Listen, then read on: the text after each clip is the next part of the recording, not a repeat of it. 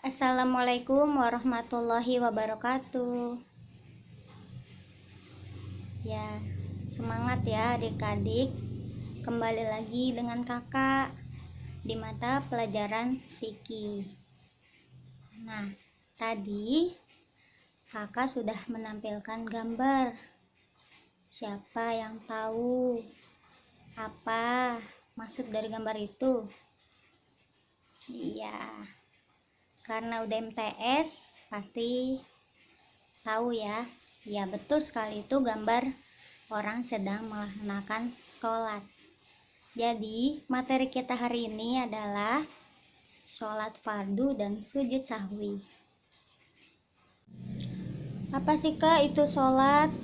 Ya, siapa yang tahu? Siapa yang bisa ngasih tahu kakak apa itu sholat? Iya, jadi sholat termasuk rukun Islam yang kedua adik-adik. Jadi kita harus ngerti nih sholat itu apa dan harus melaksanakannya. Nah, sholat menurut bahasa artinya doa. Dan secara istilah sholat adalah ibadah yang terdiri dari perkataan dan perbuatan tertentu, yaitu dimulai dari takbiratul ihram dan diakhiri dengan salam. Assalamualaikum ya. Nah, sholat wajib disebut juga dengan sholat fardu adik-adik. Apa sih artinya? Nah, artinya itu sholat yang memang harus dikerjakan oleh orang Islam yang telah memenuhi syarat. Jadi gitu adik-adik, sholat memang harus dikerjakan oleh orang Islam. Wajib juga mempelajarinya, ya adik-adik. Nah, ada juga nih dasar hukum diwajibkannya sholat. Ada di surah Al-Baqarah ayat 43 yang bunyinya Bismillahirrahmanirrahim. Wa aqimus sholata wa atuz zakata warka'u ma'ar raki'in. Dan dirikanlah sholat dan bayarkanlah zakat dan rukuklah bersama orang-orang yang ruku. Itu perintah Allah Subhanahu wa taala. Ada pula hadis nih adik-adik, riwayat At-Tabrani. Awwalu ma yuhasabu alaihil abadu yaumal qiyamatis sholatu fa'in soluhat soluhasair amalihi wa in fasadat sairu amalihi. Perbuatan atau amal yang pertama kali yang akan diperhitungkan bagi seorang hamba, bagi kita pada hari kiamat nanti adalah sholat adik-adik. Jika sholatnya baik, maka akan dinilai semua perbuatan yang lainnya juga baik. Dan jika sholatnya rusak, maka akan dinilai jelek pula semua perbuatan yang lain. Jadi sangat penting mempelajari sholat, baik itu perbuatannya, baik itu ucapannya, lafaz yang akan kita lantunkan saat ketika sholat. Sholat dalam Islam menempati kedudukan yang penting, karena sholat adalah perbuatan yang pertama kali yang akan dipertanggungjawabkan kelak di hari kiamat. Nah, selanjutnya adik-adik, kayak tadi ya, setelah memenuhi syarat. Nah, selanjutnya ada nih syarat sholat. Ada 2 jenis. Yang pertama, syarat sah sholat, yaitu suci anggota badannya dari hadas besar dan kecil, baik itu kencing, berak, dan halangan bagi wanita hadas besar ya. Lalu suci atau bersih badan, pakaian, dan tempat dari najis. Lalu menutup aurat adik-adik. Nah, laki-laki auratnya dari pusar sampai lutut, dan kalau perempuan seluruh anggota badan aurat kecuali kedua telapak tangan dan wajah. Nah, telah masuk waktu sholat atau emang sudah waktunya, kayak kalian sudah mendengar azan gitu, baru syarat sah sholatnya. Terakhir, menghadap kiblat adik-adik. Jadi jangan lupa kalau mau melaksanakan sholat harus tahu menghadap kiblatnya di mana, posisinya di mana. Nah, selanjutnya ada syarat wajib sholat ya. Ada Islam, yaitu agama kita Islam, baligh, yaitu udah dewasa ya, berakal, yaitu manusia pasti berakal ya. Terus suci dari haid dan nifas bagi perempuan. Telah sampai dakwah kepadanya seperti ini yang sedang kita laksanakan. Kakak sedang sedang memberitahu tentang sholat. Nah, ternyata udah sampai ke kalian nih adik-adik. Jadi sudah paham dan bisa melaksanakannya, harus dilaksanakan, dipraktikkan ya adik-adik. Terus terjaga, dia nggak tidur atau nggak pingsan adik-adik. Nah, selanjutnya ada rukun sholat. Rukun sholat ada 13 nih adik-adik. Yang pertama niat. Ya, jelas niat. Semua perbuatan pasti diawali dengan niat. Innamal a'malu bin niat. Apa ya artinya? Semua perbuatan harus diawali dengan niat adik-adik ya. Lalu berdiri. Ya rapi tuh. Pokoknya udah siap. Lalu takbiratul ihram.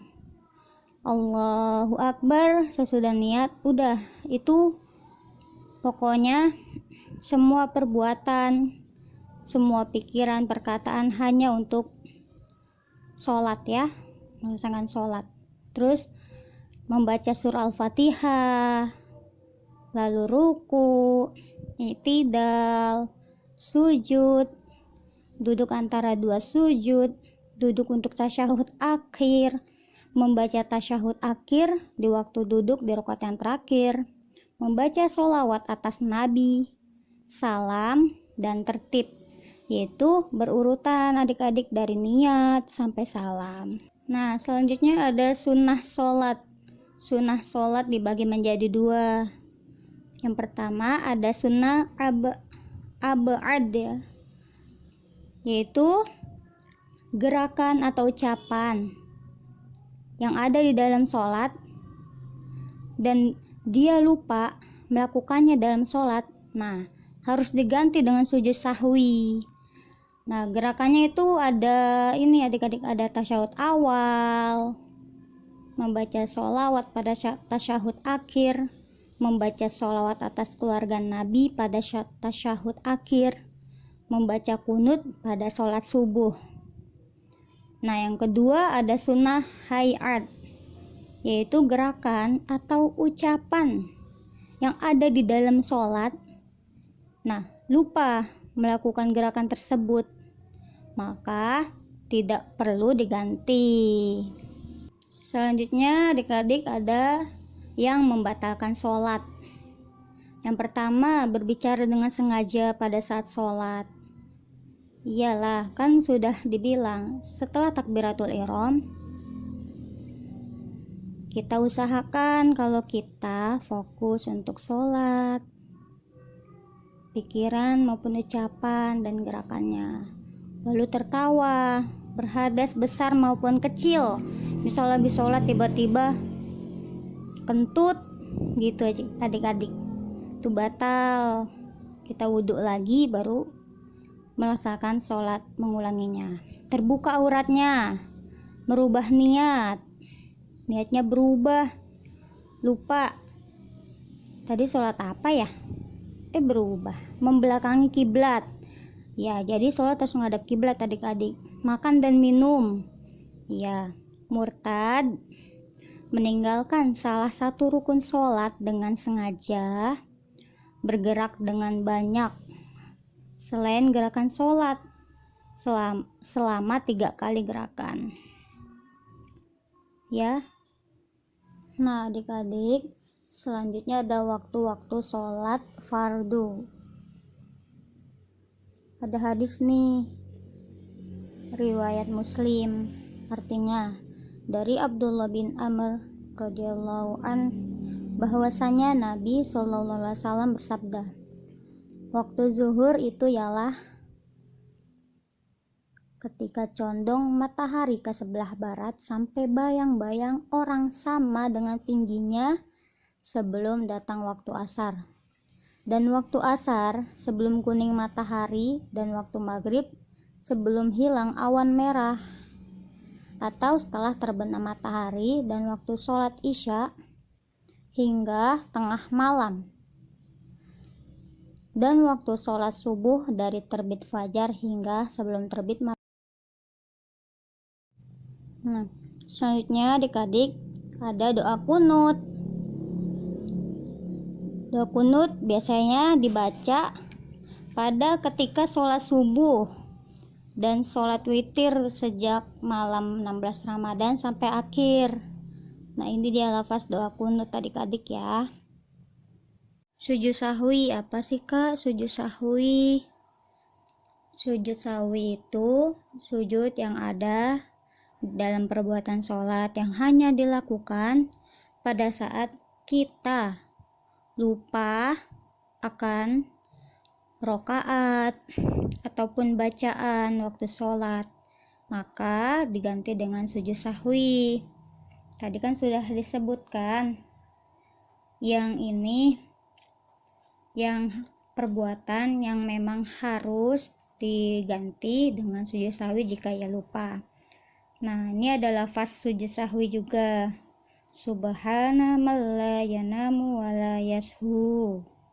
Maha suci Allah yang tidak tidur dan tidak lupa.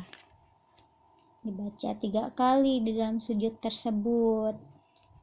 Adik-adik, sholat fardu yang kita maksud di sini yaitu 5 waktu tadi. Zuhur, asar, maghrib, isya, subuh. Jadi kita harus giat adik-adik dalam mempelajarinya untuk bisa mempraktekkan dalam pergerakannya maupun dalam ucapannya. Seperti itu adik-adik. Dan sujud sahwi dilakukan apabila ada perbuatan atau perkataan yang lupa saat kita sedang dalam perbuatan sholat. Misal kita lupa tadi tasyahud awalnya, lupa langsung berdiri ketika sholat isya misalnya ya adik-adik. Nah, selesai sudah slide kita hari ini. Selanjutnya kita diskusi ataupun bertanya ataupun kritik lah, atau oke kita diskusi, kita lanjut di grup WhatsApp. Oke adik-adik.